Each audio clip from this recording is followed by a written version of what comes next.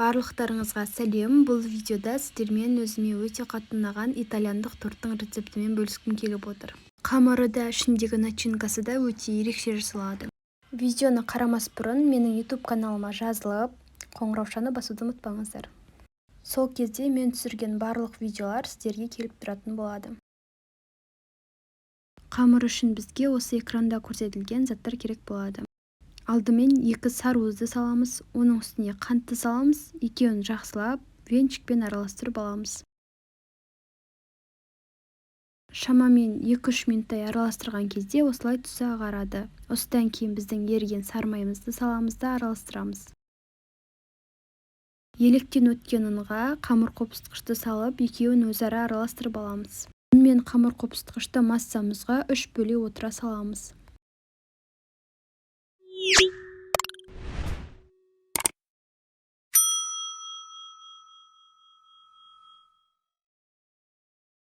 Соңғы ұнды салып, қолымызбен қамыр илейміз. Қамыр бізде қаттырақ болып шығады. Қамырды теңдей 2-ге бөліп, салафанға салып, морозильникке жібереміз. Қатуы керек. Ал енді ортасындағы кремін жасап бастаймыз. Ыдысқа ақуызды саламыз, жақсылап миксерлеп аламыз. Бұл кезде жұмыртқаның температурасы маңызды емес. Осылай ағарғанша миксерлеп аламыз. Осыдан кейін қантты салып, тағы да миксерлеп аламыз. Бізде осындай өзінің формасын ұстайтын масса шығуы керек. Ендігі кезекте қаймағымызды саламыз.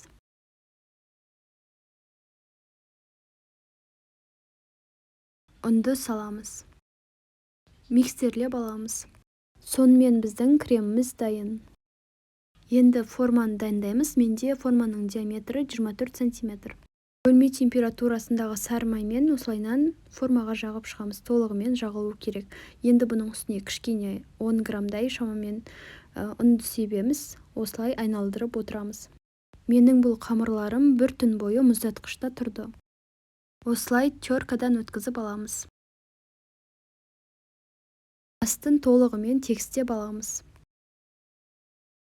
Енді бұның ортасына біздің жаңағы дайындаған кремімізді саламыз. Кремді біркелкі етіп алғаннан кейін осылай терканы айналдыра отыра үстіне сеуіп шығамыз.